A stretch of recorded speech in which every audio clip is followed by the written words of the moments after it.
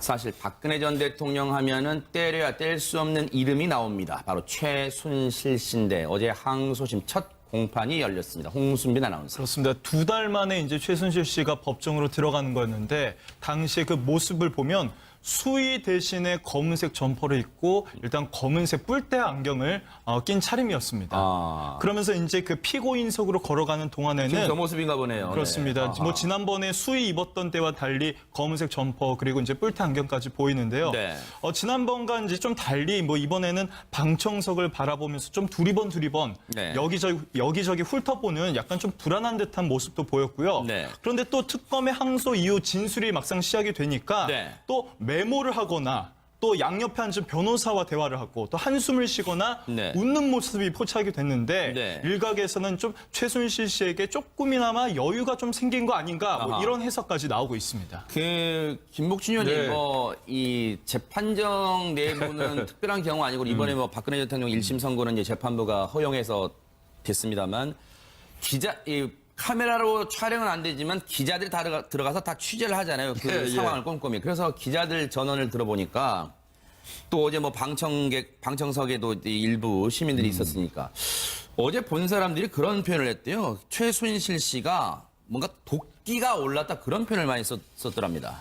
제가 보기에는요, 네. 최순실 씨한테는 이제 최악의 상황에서 더 이상 벗어날 것도 없잖아요. 네. 코너에 몰릴 대로 몰린 사람이 보이는 일반적인 현상이에요. 사실은 저렇게 뭐 고개 빳빳이 들고 눈에다가 힘 바짝 주고 사람 째려보는 현상은요, 네. 코너에 몰린 사람이 그런 현상을 보이는 거는 그거는 사실은 자기의 어떤 불안한 마음을 스스로 과대 포장하는 행위라고 어떻게 보여지거든요. 보면 인지상정인가요? 예, 네. 근데 이제 최순실 씨가 상당히 당돌한 부분이 없지 않아 있긴 네. 해요. 어젠가도 그랬죠. 그 재판정에 나온 특검에 파견됐던 검사들은 나오지 못하게 해달라고 그 요구를 했었어요. 네네. 물론 뭐 각하됐습니다. 이 법관이. 특검에 대한 불신이 여전하잖아요. 네. 법원에서는 그 허가하지 않았지만요. 네네. 그래서 제가 볼 때는 뭐 이거는 어떤 오기 이런 거보다도요. 네. 가장 코너에 몰린 사람이 그냥 자기는 좀 그래도 좀 잘 버티고 있다는 거 보여주기 위한 과대 포장적인 행동으로 이렇게 인식하는 게 좋을 것 같습니다. 네. 근데 어제 홍순빈 아나운서 네. 재판정에서는 뭔가 글쎄요, 이 보기 쉽지 않은 광경도 있었다는데 최순실 씨 향한 어떤 내용입니까? 네, 이 방청석에서 한 여성이 힘내세요라고 소리를 쳤다고 합니다. 그러니까 이게 최순실 씨가 팔짱을 낀 채 고개를 끄덕거리고 주먹을 꼭 쥐었다고 하는데 이게 뭐죠? 게다가 또 특검에 이제 대통령과 공모했다 뭐 이런 얘기가 나올 때는 입꼬리가 이렇게 조금 올라가는 특유의 표정이 나와서 네. 이게 최순실 씨의 어떤 심경 상태가 드러난 거 아닌가 뭐 이런 이제 해석도 있습니다. 이거 백 변호사님 아니 여기가 뭐 야구장도 아니고 힘내세요. 그러니까 또 최순실 씨는 또 주먹을 불끈 쥐어버렸다니 이거 어떻게 봐야 됩니까? 일단 방청객이 왜 힘내세요라고 했을까요? 왜 최순실 씨한테?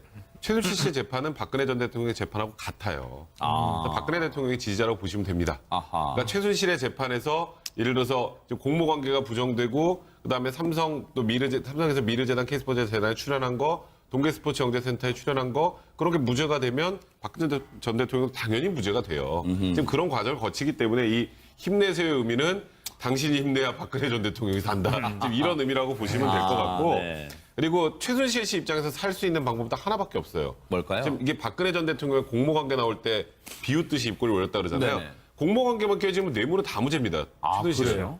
공모관계, 얘는 공무원이 아니잖아요, 최순실은. 네. 그러니까 박 전 대통령은 공무원이지만 최순실은 공무원이 아니죠. 네네. 그래서 이 공모관계만 깨지면 이 재판은 사실 최순실이 원하는 방향으로 흘러갈 수 있어요. 그러니까 네. 그런 부분, 그러니까 본인이 살 수 있는 부분에서 가장 중요한 키포인트에서는 네. 본인도 거기서 이제 입꼬리가 올라가고 적극적으로 소위 말하는 항전 태세를 좀 갖추고 네. 있다 이렇게 보시면 될 것 같아요. 근데 시청자 여러분들이 아마 기억을 곰곰이 되살려 보면요. 그 국정농단 재판 과정에서 이런 보도가 여러 차례 나온 바가 있습니다. 최순실 특히 모습에 관련된 얼굴 표정에 관련된 보도가 나오면 입꼬리가 살짝 올라간 듯한 알듯 모를 듯한 미소나 표정을 지었다는 기사가 여러 차례 나오는데 이번에도 나왔어요. 장창민 교수님 이게 그냥 습관인가요? 어떤 표정 속에 뭔가 은연중에 어떤 마음, 속마음을 내비치는 걸까요? 어떤 의도가 있는 걸까요? 뭘까요?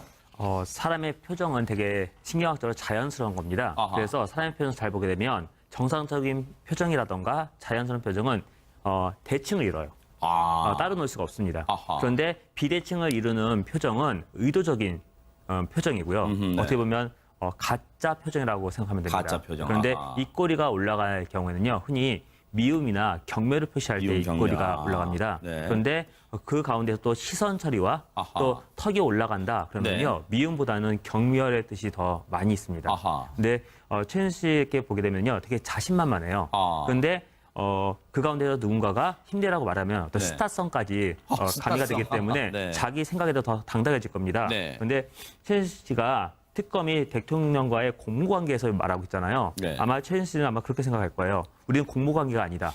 공생관계지. 네. 예, 그렇기 때문에 그것을 일로 생각하지 않고요. 그냥 개인적인 관계를 생각하기 때문에 아하. 그것을 나쁘다라고 인식하지 못할 것 같습니다. 아하. 그래서 모든 법정에서 상당히 당당하고요. 네.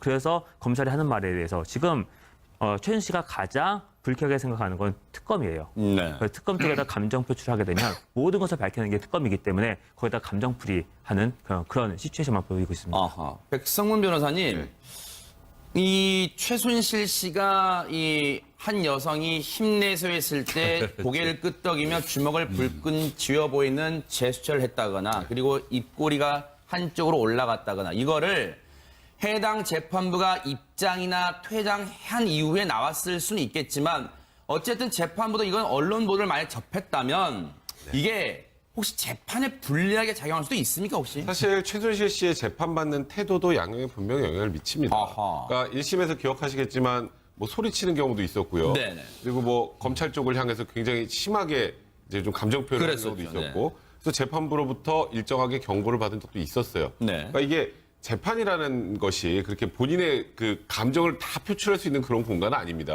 그러니까 저기서 좀 반성하는 모습을 보인다거나 참여하는 모습을 보이면 그런 부분은 유리한 양형인자로 반영이 되지만 유죄로 인정할 만한 증거들이 너무 많음에도 불구하고 전혀 반성하지 않고 뭐 그다음에 전혀 모든 혐의를 다 부인하거나 이런 또 저런 태도를 보이는 거는 당연히 이제 재판부 입장에서는 이제 양형에 불리하게 이제 할 수밖에 없는 그런 구조죠. 그러니까 네. 이 태도도 분명히 이 최순실 씨의 중형 선고에는 영향이 약간 미친 부분이 있다라고 아하. 보시면 될 것 같아요. 그 김복준 의원이 네. 뭐 이제 예능 프로그램 보면은 뭐 어떤 출연자의 뇌 구조 분석한다 막 그런 게 있잖아요. 뭐 어떤 생각하고 있을까 막 하잖아요. 그런데 최순실 씨가 박근혜 전 대통령 선고 나온 이후에도 그 심경을 털어놓은 게 아이고 나 때문에 우리 박 전 대통령이 24년 나왔구나 뭐 말은 했지만 그 말을 꼼꼼히 보면 자기 중심적으로 해석을 한단 말이에요. 이 네. 부분은 어떻게 봐야 될까요? 아니 그러니까 결국은 지금 백성문 변호사가 지금 설명하신 내용이 맞아요. 박 전 대통령하고 최순실은 같은 배에 타고 있고 혐의가 인정돼도 같이 인정되고 네. 뭐 이런 그 형태로 돼 있거든요. 네. 그러니까 말은 뭐 박 전 대통령 받은 혐의에 대해서 내가 20년 받으니까 나보다는 조금 더 높은 형으로 4년이 더 올라가서 24년 받았다는 그런 의미거든요. 네. 그러니까 즉 말하면 내가 10년 받았으면 내가 좀 적게 받았으면 박 전 대통령도 조금 더 적게 받을 텐데 아하, 네. 내가 워낙 그 특검 쪽에 엮여서 네. 많이 받다 보니까 박 전 대통령도 불이익하게 네. 나보다 조금 더 받았다 이런 의미란 말이에요. 네. 그래서 이제 지금 뭐 계속 그 특검에 대한 알레르기 지금 보이고 있고 이제 이러는 것 같은데 네. 글쎄 제 생각은 그 결과가 특별히 크게 바뀔 것 같지는 않습니다. 네. 백성문 변호사님, 언론에서는 이제 박근혜 전 대통령 1심 선고 나온 이후에 계속해서 이제 주변 얘기가 많이 나오고 있어요. 왜냐하면 박근혜 전 대통령의 심경은 지금 유영하 변호사 거의 유일한 창구니까 그 강경 대응하지 격하게 반응하지 말라 그 정도만 나오고 있고 나머지 이제 주변 얘기로만 지금 언론 보도가 많이 나오는 상황인데 어느 보도를 보니까 박근혜 전 대통령의 구속이 된 지 1년이 넘었잖아요. 네, 그렇죠. 그동안 가족 면에는 0, 숫자 0 이런 기사가 눈에 띄더라고요. 그러니까 사실 박근혜 전 대통령이 그 청와대에 있을 때도 사실 박근영 씨나 그 박지만 회장하고 안 만나려고 했죠. 그랬네요, 네. 네, 그 이후에도 지금까지 쭉 그 패턴이 이어져 왔었던 거고. 네. 그리고 구속이 되고 나서 사실 저는 뭐 서양희 변호사나 이렇게 좀 만날 줄 알았어요. 왜냐하면 아하. 그때 구속되기 직전에 기억할지 모르겠지만 그 박 전 대통령이 탄핵이 돼서 들어왔을 때 그때 자택에서 만난 적도 그러네요. 있었잖아요. 기억납니다. 네네. 그 이후에 또 서양희 변호사도 구치소로 찾아간 적도 있었습니다. 네네. 그럼에도 불구하고 박 전 대통령이 다 거부를 했어요. 아. 박 전 대통령이 거부를 하는 건 저는 이런 면도 있다고 생각해요. 나는 이럴 정도로 청와대에 있을 때도 친인척한테 이렇게 철저했는데 이렇게 철저했는데 지금 보면 모르겠느냐. 나는 가족도 이렇게 만나지 않는 사람인데 내가 지금 뇌물을 받았다고? 나 그거 아니야. 라는 항의의 메시지도 분명히 있는 것 같고요. 아하, 네. 또 하나는 이제 어떤 박 전 대통령의 스타일이기도 하죠. 아하. 박 전 대통령이 원래 혼자 있는 걸 좀 좋아했었고 네. 그나마 박 전 대통령 옆에 있었던 사람들은 면회를 할 수 있는 사람들이 아닙니다. 최순실, 뭐 지금 그 소위 말하는 문고리 3인방 그런 사람들은 지금 말 그대로 구속이 돼 있는데 어떻게 지금 면회를 해요? 그러네요. 그러니까 정작 면회를 하고 싶어하는 사람들은 면회가 안 되는 거고. 네. 그러니까 본인은 지금 차라리 혼자 있는 게 낫다고 생각하고 본인의 생각을 유일하게 그래도 정확하게 반영을 네. 하는 단 한 사람이 유영하 변호사니까 아하, 유영하 네. 변호사만 접견한 거죠. 근데 장 교수님, 시청자분들은 이렇게도 생각하실 수 있을 것 같아요. 물론 백성문 변호사님 말씀처럼 대통령으로서 나는 대통령으로 재직하는 동안 가족도 멀리할 정도로 사사로운 감정에 휘둘리지 않았다는 것을 보여줄 수도 있지만 시청자분들이 볼 때는 아니 가족도 멀리하는 사람이 어떻게 국민의 아픔을 알겠느냐 그 세월호 7시간을 안 떠올릴 수가 없을 것 같습니다. 예, 맞습니다. 네. 제 가족에 대한 관계는 저도 백 변호사님의 의견에 전적으로 동의하는데요. 한 가지 예외가 있는 게요. 최순실 씨하고의 관계예요. 아하. 단편적으로 제가 예전에 들었던 말 중에 하나가 네. 박정희 대통령 사후에 박근혜 전 대통령이 자기 처지를 딱 인식하게 됐던 게 뭐 백화점에서 에스컬레이터 타고 내려가는데 청와대에서 일했던 직원하고 눈이 맞으셨대요. 네. 그때 그 눈을 외면하는 걸 보고서 가족들은 크게 개입 안 하고요. 네. 그냥 정책인 돌파로서 그냥 활용하겠다라는 네. 뜻이기 때문에 결국에는 최순실 씨하고의 네. 이 관계가요. 아하. 저희가 더 눈여겨봐야 될 부분입니다. 네. 그래서 국민들은 되게 아쉬운 게 최순실 씨하고의 가까워지기보다 국민보다 하고 더 그러니까요. 가까워지길 바라는데 네. 전혀 그렇지 못한 이유는요. 어느 누구도 못 믿어서인 것 못 같아요. 믿어서. 그런데요. 김복준 의원. 네. MBN이 단독 보도해드린 내용이긴 합니다만 최순실 씨가 이 구치소 내에서 이제 회고록을 지금 뭐 쓴다는 게 단독 보도도 전해드린 바가 있는데 보통 우리가 회고록을 쓴다면 정말 과거를 허심탄회하게 정말 뭔가 솔직하게 그날에 있었던 일을 그리고 심경을 쓰는 게 회고록이라고 보통 네. 상식적으로 알고 있잖아요. 그런데 최순실 씨는 그렇다면 그동안 박근혜 전 대통령과 오래전부터 있어왔던 어떤 내용이 들어갈지 모르겠습니다만 박근혜 전 대통령과 이 지금 국정농단이라는 한 묶음으로 묶이는 이 사안에 대해서 진실을 어떤 식으로 자신의 입장에서는 진실을 어떤 입장으로 또 써놓을 수 있을까요? 지금 최순실 씨가 쓰고 있다는 회고록은요. 네. 이 사건하고 관련돼서 사건의 어떤 자초지종을 이야기하는 형태, 이경재 변호사한테 보내는 편지 형태예요. 아, 그래요? 네, 그래서 이경재 변호사가 이 법률적인 요건 말고도 이 둘 간에 있었던 저간의 사정, 사사로운 감정, 뭐 잡다한 이야기들을 좀 전해 듣고자 필요하거든요, 이게. 네. 예, 그래서 이제 그런 형태로 좀 쓰고 있는 것 같고 제가 알고 있기도 현재까지 뭐 한 300여 쪽 넘게 써가지고 이경재 변호사한테 지금 이미 전달이 됐다고 해요. 네. 그래서 그거는 제가 볼 때는 회고록이라고 보기는 어렵고요. 네. 자신의 재판에 유용하게 쓰기 위한 어떤 그 자료 형태의 잡다한 기록 같은 네. 느낌이 들거든요. 아하. 그렇다고 그러면 그 내용 속에 자신한테 불리한 이야기. 사실 회고록이라는 거는 제일 덕목이 1덕목이 뭐냐면요. 네. 자기 자신에 대한 반성 회한이 들어가야 돼요. 반성회 하나. 네, 그런데 제가 볼 때는 저거는 회고록이 아닐 겁니다. 네. 그 백성문 변호사님.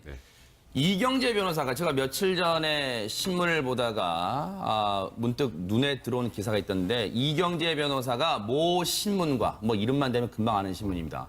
거의 한 면에 가까운 분량으로 인터뷰를 쭉 했더라고요. 여전히 태블릿 PC도 거론하는 등 여전히 수사의 재판의 불신을 갖고 있는 듯해 보였습니다. 그러니까 이경재 변호사와 최순실 씨의 처음부터 그 특검 수사부터 지금 재판 1심 끝나고 지금 항소심 들어올 때까지 제일 문제 삼고 싶은 건 이거 기획된 국정농단 조작 사건이라는 거예요. 조작이다. 조작 사건이다. 그래서 이번에도 뭐 JTBC의 손석희 사장도 증인 신청했는데 그랬었죠. 그것도 네. 이제 당연히 안 받아줬죠. 네, 네. 그러니까 이게 이경재 변호사하고 최순실 씨가 보고 싶은 건 태블릿 PC만 아니었으면 안 걸렸는데 건 것 같아요. 저 개인적인 생각으로는. 네네. 근데 태블릿 PC 때문에 이게 모든 게 다 지금 백일화에 드러났잖아요. 네. 근데 지금 보면 태블릿 PC는 증거에서 빠져 있습니다. 아하. 증거에서 빠진 이유가 태블릿 PC가 가짜라 빠진 게 아니라 태블릿 PC는 더 이상 증거 가치가 없을 정도로 나머지 증거가 많은 것뿐이에요. 네. 태블릿 PC에 나왔던 건 연설문 유출 관련인데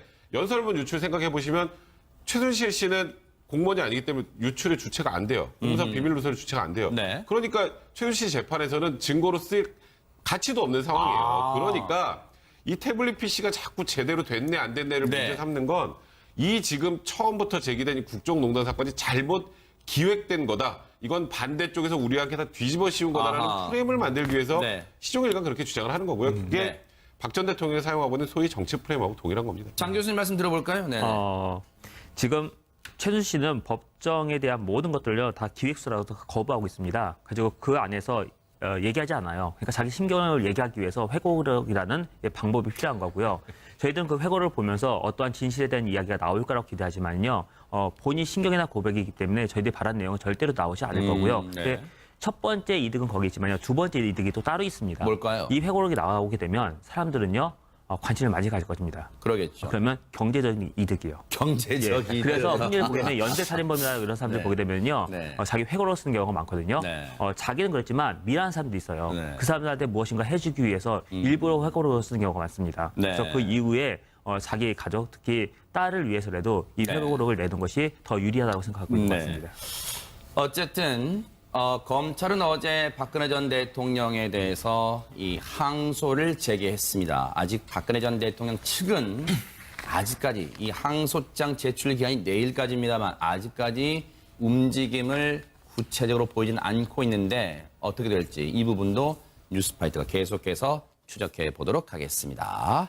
나보다는 조금 더 높은 형으로 4년이 더 올라가서 24년 받았다는 그런 의미거든요. 네. 그러니까 지금 말하면 내가 10년 받았으면 내가 좀 적게 받았으면 박 전 대통령도 조금 더 적게 받을 텐데 아하, 네. 내가 워낙 그 특검 쪽에 엮여서 네. 많이 받다 보니까 박 전 대통령도 불이익하게 네. 나보다 조금 더 받았다 이런 의미란 말이에요. 네. 그래서 이제 지금 뭐 계속 그 특검에 대한 알레르기 지금 보이고 있고 이제 이러는 것 같은데 네. 글쎄 제 생각은 그 결과가 특별히 크게 바뀔 것 같지는 않습니다. 네.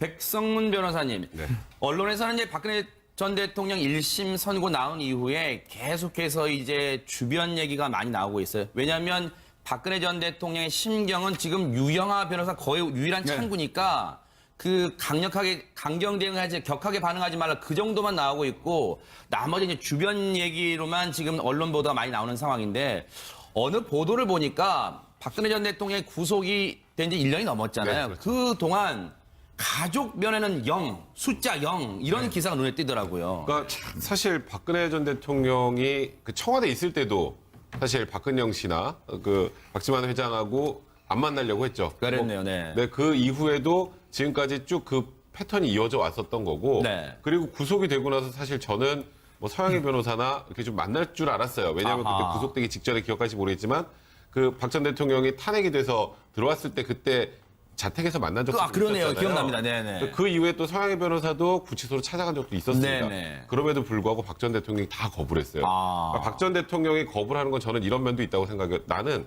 이럴 정도로 청와대에 있을 때도 친인척한테 이렇게 철저했는데 이렇게 철저했는데 지금 보면 모르겠느냐. 나는 가족도 이렇게 만나지 않는 사람인데 내가 지금 뇌물을 받았다고? 나 그거 아니야. 라는 항의의 메시지도 분명히 있는 것 같고요. 아하, 네. 또 하나는 이제 또 박 전 대통령의 스타일이기도 하죠. 아하. 박 전 대통령이 원래 혼자 있는 걸 좀 좋아했었고 네. 그나마 박 전 대통령 옆에 있었던 사람들은 면회를 할 수 있는 사람들이 아닙니다. 최순실, 뭐 지금 그 소위 말하는 문고리 3인방 그런 사람들은 지금 말 그대로 구속이 돼 있는데 어떻게 지금 면회를 해요? 그러네요. 그러니까 정작 면회를 하고 싶어하는 사람들은 면회가 안 되는 거고. 네. 그러니까 본인은 지금 차라리 혼자 있는 게 낫다고 생각하고 본인의 생각을 유일하게 그래도 정확하게 반영을 네. 하는 단 한 사람이 유영하 변호사니까 아하, 유영하 네. 변호사만 접견한 거죠. 근데 장 교수님, 시청자분들은 이렇게도 생각하실 수 있을 것 같아요. 물론 백성문 변호사님 말씀처럼 대통령으로서 나는 대통령으로 재직하는 동안 가족도 멀리할 정도로 사사로운 감정에 휘둘리지 않았다는 것을 보여줄 수도 있지만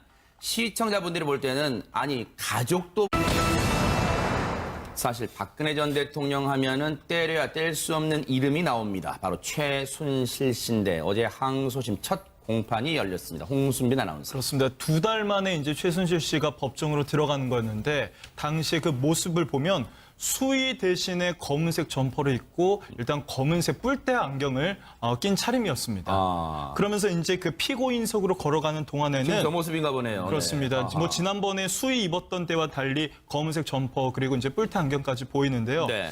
지난번과 이제 좀 달리 뭐 이번에는 방청석을 바라보면서 좀 두리번 네. 여기저기 훑어보는 약간 좀 불안한 듯한 모습도 보였고요. 네. 그런데 또 특검의 항소 이후 진술이 막상 시작이 되니까 네. 또 메모를 하거나 또 양옆에 앉은 변호사와 대화를 하고 또 한숨을 쉬거나 네. 웃는 모습이 포착이 됐는데 네. 일각에서는 좀 최순실 씨에게 조금이나마 여유가 좀 생긴 거 아닌가 뭐 아하. 이런 해석까지 나오고 있습니다.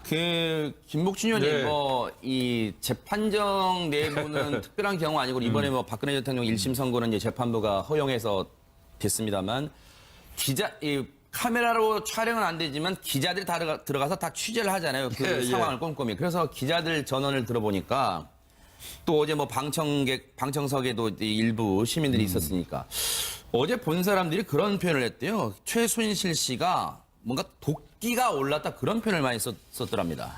제가 보기에는요, 네. 최순실 씨한테는 이제 최악의 상황에서 더 이상 벗어날 것도 없잖아요. 네. 코너에 몰릴 대로 몰린 사람이 보이는 일반적인 현상이에요. 사실은 저렇게 뭐 고개 빳빳이 들고 눈에다가 힘 바짝 주고 사람 째려보는 현상은요. 네. 코너에 몰린 사람이 그런 현상을 보이는 거는 그거는 사실은 자기의 어떤 불안한 마음을 스스로 과대 포장하는 행위라고 어떻게 보면 보여지거든요. 인지상정인가요? 예, 근데 이제 최순실 씨가 상당히 당돌한 부분이 없지 않아 있긴 네. 해요. 어젠가도 그랬죠. 그 재판정에 나온 특검에 파견됐던 검사들은 나오지 못하게 해달라고 그 요구를 했었어요. 네네. 물론 뭐 각하됐습니다. 이 법관이. 특검에 대한 불신이 여전하잖아요. 네. 법원에서는 그 허가하지 않았지만요. 네네. 그래서 제가 볼 때는 뭐 이거는 어떤 오기 이런 거보다도요. 네. 가장 코너에 몰린 사람이 그냥 자기는 좀 그래도 좀 잘 버티고 있다는 거 보여주기 위한 과대 포장적인 행동으로 이렇게 인식하는 게 좋을 것 같습니다. 네. 근데 어제 홍순빈 아나운서 네. 재판정에서는 뭔가 글쎄요, 이 보기 쉽지 않은 광경도 있었다는데 최순실 씨 향한 어떤 내용입니까? 네, 이 방청석에서 한 여성이 힘내세요라고 소리를 쳤다고 합니다. 그러니까 이게 최순실 씨가 팔짱을 낀 채 고개를 끄덕거리고 주먹을 꼭 쥐었다고 하는데 이게 뭐죠? 게다가 또 특검에 이제 대통령과 공모했다 뭐 이런 얘기가 나올 때는 입꼬리가 이렇게 조금 올라가는 특유의 표정이 나와서 네. 이게 최순실 씨의 어떤 심경 상태가 드러난 거 아닌가 뭐 이런 이제 해석도 있습니다. 이거 백 변호사님 이거 이게- 아니 여기가 뭐 야구장도 아니고 힘내세요. 그러니까 또 최순실 씨는 또 주먹을 불끈 쥐어버렸다니 이거 어떻게 봐야 됩니까? 일단 방청객이 왜 힘내세요라고 했을까요? 아하. 왜 최순실 씨한테? 최순실 씨의 재판은 박근혜 전 대통령의 재판하고 같아요. 박근혜 대통령의 지지자라고 보시면 됩니다. 아하. 그러니까 최순실의 재판에서 예를 들어서 좀 공모 관계가 부정되고 그다음에 삼성에서 미르재단 K스포츠 재단에 출연한 거, 동계스포츠 영재센터에 출연한 거 그런 게 무죄가 되면 박근혜 전 대통령은 당연히 무죄가 돼요. 지금 그런 과정을 거치기 때문에 이 힘내세요의 의미는 당신이 힘내야 박근혜 전 대통령이 산다. 지금 이런 의미라고 보시면 될 것 같고 네. 그리고 최순실 씨 입장에서 살 수 있는 방법은 딱 하나밖에 없어요. 뭘까요? 지금 이게 박근혜 전 대통령의 공모관계 나올 때 비웃듯이 입꼬리 올렸다 그러잖아요. 네네. 공모관계만 깨지면 뇌물은 다 무죄입니다. 최순실은. 그래요?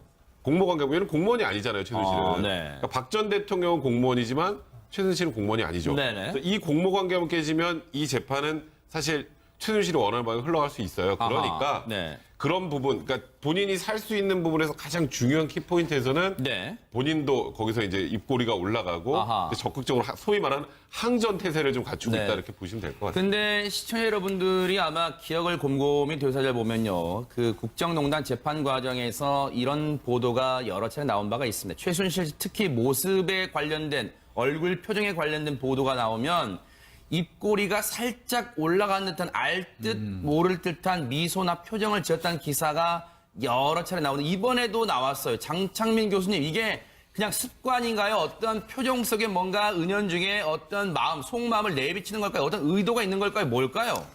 사람의 표정은 되게 신경학적으로 자연스러운 겁니다. 아하. 그래서 사람의 표정을 잘 보게 되면 정상적인 표정이라던가 자연스러운 표정은 대칭을 이뤄요. 따로 놓을 수가 없습니다. 아하. 그런데 비대칭을 이루는 표정은 의도적인 표정이고요. 네. 어떻게 보면 가짜 표정이라고 생각하면 됩니다. 가짜 표정. 그런데 아하. 입꼬리가 올라갈 경우에는요, 흔히 미움이나 경멸을 표시할 때 미움, 경멸. 입꼬리가 올라갑니다. 네. 그런데 그 가운데서 또 시선 처리와 아하. 또 턱이 올라간다 그러면요, 미움보다는 경멸의 뜻이 더 많이 있습니다. 아하. 근데 최순실 씨께 보게 되면요, 되게 자신만만해요. 아. 그런데 그 가운데서 누군가가 힘내라고 말하면 어떤 네. 스타성까지 가미가 스타성. 되기 때문에 네. 자기 생각에도 더 당당해질 겁니다. 네. 그런데 최순실 씨가 특검이 대통령과의 공무관계에서 말하고 있잖아요. 네. 아마 최순실 씨는 아마 그렇게 생각할 거예요. 우리는 공무관계가 아니다. 아. 공생관계지. 네. 예, 그렇기 때문에 그것을 일로 생각하지 않고요. 그냥 개인적인 관계로 생각하기 때문에 아하. 그것을 나쁘다라고 인식하지도 못할 것 같습니다. 아하. 그래서 모든 법정에서 상당히 당당하고요. 네. 그래서 검찰이 하는 말에 대해서 지금 최순실 씨가 가장 불쾌하게 생각하는 건 특검이에요. 네. 그래서 특검 쪽에다 감정 표출하게 되면 모든 것을 밝히는 게 특검이기 때문에 거기다 감정풀이 하는 그런 시츄에이션만 보이고 있습니다. 아하. 백성문 변호사님, 이 최순실 씨가 이 한 여성이 힘내서 했을 때 고개를 끄덕이며 주먹을 불끈 쥐어 보이는 제스처를 했다거나 그리고 입꼬리가 한쪽으로 올라갔다거나 이거를 해당 재판부가 입장이나 퇴장한 이후에 나왔을 수는 있겠지만 어쨌든 재판부도 이건 언론 보도를 많이 접했다면 이게 혹시 재판에 불리하게 작용할 수도 있습니까 혹시? 사실 최순실 씨의 재판받는 태도도 양형에 분명히 영향을 미칩니다. 아하. 그러니까 1심에서 기억하시겠지만 뭐 소리치는 경우도 있었고요. 네네. 그리고 뭐 검찰 쪽을 향해서 굉장히 심하게 이제 좀 감정 표현을 하는 경우도 그랬었죠. 있었고, 그래서 재판부로부터 일정하게 경고를 받은 적도 있었어요. 네. 그러니까 이게 재판이라는 것이 그렇게 본인의 그 감정을 다 표출할 수 있는 그런 공간은 아닙니다. 아. 그러니까 저기서 좀 반성하는 모습을 보인다거나 참여하는 모습을 보이면 그런 부분은 유리한 양형인자로 반영이 되지만 유죄로 인정할 만한 증거들이 너무 많음에도 불구하고 전혀 반성하지 않고 뭐 그다음에 전혀 모든 혐의를 다 부인하거나 이런 또 저런 태도를 보이는 거는 당연히 이제 재판부 입장에서는 이제 양형에 불리하게 이제 할 수밖에 없는 그런 구조죠. 그러니까 네. 이 태도도 분명히 이 최순실 씨의 중형 선고에는 영향이 약간 미친 부분이 있다라고 아하. 보시면 될 것 같아요. 그 김복준 의원이 네. 뭐 이제 예능 프로그램 보면은 뭐 어떤 출연자의 뇌 구조 분석한다 막 그런 게 있잖아요. 뭐 어떤 생각하고 있을까 막 하잖아요. 그런데 최순실 씨가 박근혜 전 대통령 선고 나온 이후에도 그 심경을 털어놓은 게 아이고 나 때문에 우리 박 전 대통령이 24년 나왔구나 뭐 말은 했지만 그 말을 꼼꼼히 보면 자기중심적으로 해석을 한단 말이에요. 이 네. 부분은 어떻게 봐야 될까요? 아니 그러니까 결국은 지금 백성문 변호사가 지금 설명하신 내용이 맞아요. 박 전 대통령하고 최순실은 같은 배 타고 있고 혐의가 인정돼도 같이 인정되고 네. 그 뭐 이런 그 형태로 돼 있거든요. 네. 그러니까 말은 뭐 박 전 대통령 받은 혐의에 대해서 내가 20년 받으니까 멀리하는 사람이 어떻게 국민의 아픔을 알겠느냐. 그 세월호 7시간을 안 떠올릴 수가 없을 것 같습니다. 예, 맞습니다. 네. 제 가족에 대한 관계는 저도 백 변호사님의 의견에 전적으로 동의하는데요. 한 가지 예외가 있는 게요. 최순실 씨하고의 관계예요. 아하. 단편적으로 제가 예전에 들었던 말 중에 하나가 네. 박정희 대통령 사후에 박근혜 전 대통령이 자기 처지를 딱 인식하게 됐던 게 뭐 백화점에서 에스컬레이터 타고 내려가는데 청와대에서 일했던 직원하고 눈이 맞으셨대요. 네. 그때 그 눈을 외면하는 걸 보고서 가족들은 크게 개입 안 하고요. 네. 그냥 정책인 돌파로서 그냥 활용하겠다라는 네. 뜻이기 때문에 결국에는 최순실 씨하고의 네. 이 관계가요. 아하. 저희가 더 눈여겨봐야 될 부분입니다. 네. 그래서 국민들은 되게 아쉬운 게 최순실 씨하고의 가까워지기보다 국민보다 하고 더 그러니까요. 가까워지길 바라는데 네. 전혀 그렇지 못한 이유는요. 어느 누구도 못 믿어서인 것 못 같아요. 믿어서. 그런데요. 김복준 의원. 네.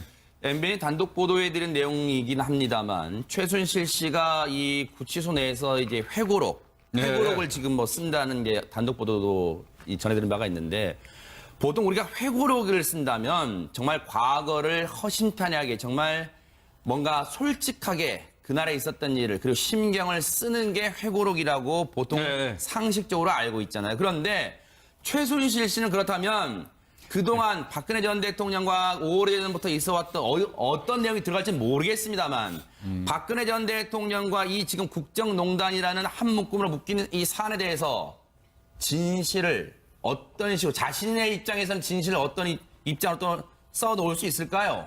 지금 최순실 씨가 쓰고 있다는 회고록은요. 네. 이 사건하고 관련돼서 사건의 어떤 자초지종을 이야기하는 형태, 이경재 변호사한테 보내는 편지 형태예요. 아, 그래요? 네, 그래서 이경재 변호사가 이 법률적인 요건 말고도 이 둘 간에 있었던 저간의 사정, 사사로운 감정, 뭐 잡다한 이야기들을 좀 전해 듣고자 필요하거든요. 이게. 네. 예, 그래서 이제 그런 형태로 좀 쓰고 있는 것 같고 제가 알고 있기도 현재까지 뭐 한 300여 쪽 넘게 써가지고 이경재 변호사한테 지금 이미 전달이 됐다고 해요. 네. 그래서 그거는 제가 볼 때는 회고록이라고 보기는 어렵고요. 네. 자신의 재판에 유용하게 쓰기 위한 어떤 그 자료 형태의 잡다한 기록 같은 네. 느낌이 들거든요. 아하. 그렇다고 그러면 그 내용 속에 자신한테 불리한 이야기. 사실 회고록이라는 거는 제일 덕목이 1덕목이 뭐냐면요. 네. 자기 자신에 대한